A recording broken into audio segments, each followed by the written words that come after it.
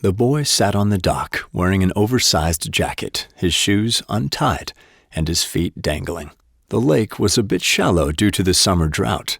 The distant hills were brown, while the evergreens above reflected a beautiful forest upon the water's face.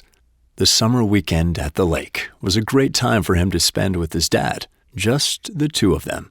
They didn't even talk much, but they did play card games uncountable times, watched old westerns on what looked to be like a TV as old as the cabin itself, and of course, they roasted marshmallows on the lakeshore after dark.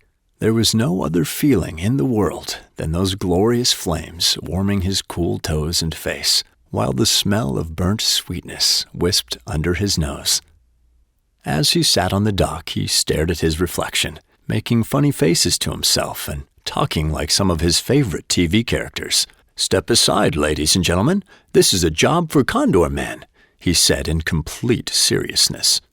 A ripple in the water awoke him, and he looked up to see his father setting yet another cast with a relaxed determination to catch that night's dinner.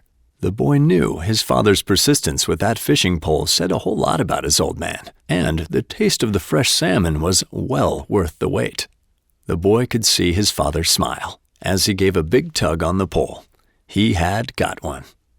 The boy stood up and walked around the lakeshore to where his father was putting his prized fish into the styrofoam cooler. "Dad, is it a good one?" the boy asked.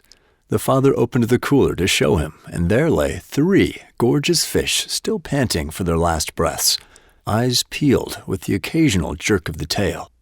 They looked sad, scared, but the boy knew they would make for a good supper. As they walked back towards the cabin, it was so quiet, just the sound of his and his father's footsteps on the rocks.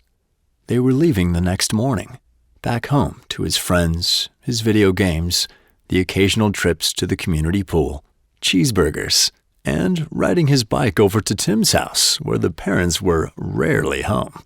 But for one more night, it was just him and his dad.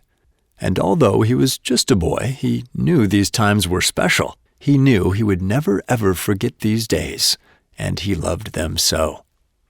They walked up the porch steps. His dad lay the fishing pole to the side and opened the rickety screen door.